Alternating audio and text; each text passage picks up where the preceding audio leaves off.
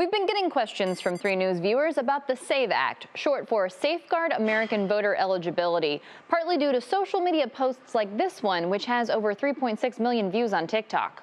Patriots, they are trying to pass the SAVE Act. Actually, I believe they might have already passed it.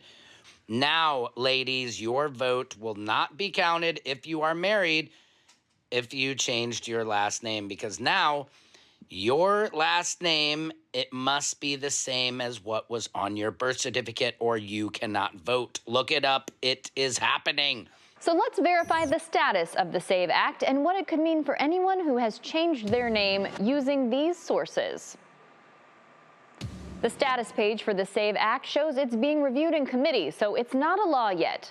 As for what could happen if it does become law, the SAVE Act calls for requiring proof of U.S. citizenship while registering to vote and lists the documents that may be used to do that. An info sheet from the office of Republican Representative Chip Roy, who introduced the SAVE Act, says it directs states to provide reasonable accommodations for applicants that have discrepancies on their documentation due to a name change. According to the League of Women Voters, 83% of women change their last name when they marry, and 69 million American women may not have a birth certificate with their legal name on it and would not be able to use their birth certificate to prove citizenship. As the League of Women Voters correctly points out, the SAVE Act does not include proof of name change or marriage certificate as acceptable proof of identity. The Ohio Department of Health website shows it is possible to update your birth certificate once you've legally changed your name, but it's not clear how that update appears on the corrected birth record.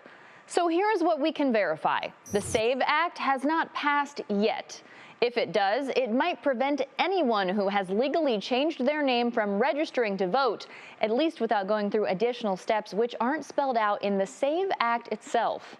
To give you an idea what opponents of the SAVE Act think, here's what Ohio's U.S. Representative Shontel Brown told me. It is already illegal for non-citizens to vote, and this bill would create damaging hurdles to millions of Americans voting and create chaos for state election officials trying to enforce this vague and unfunded overhaul of election law. The fact that we're even asking these questions shows you that this is legislation that should be rejected. With your Verify, I'm Stephanie Haney.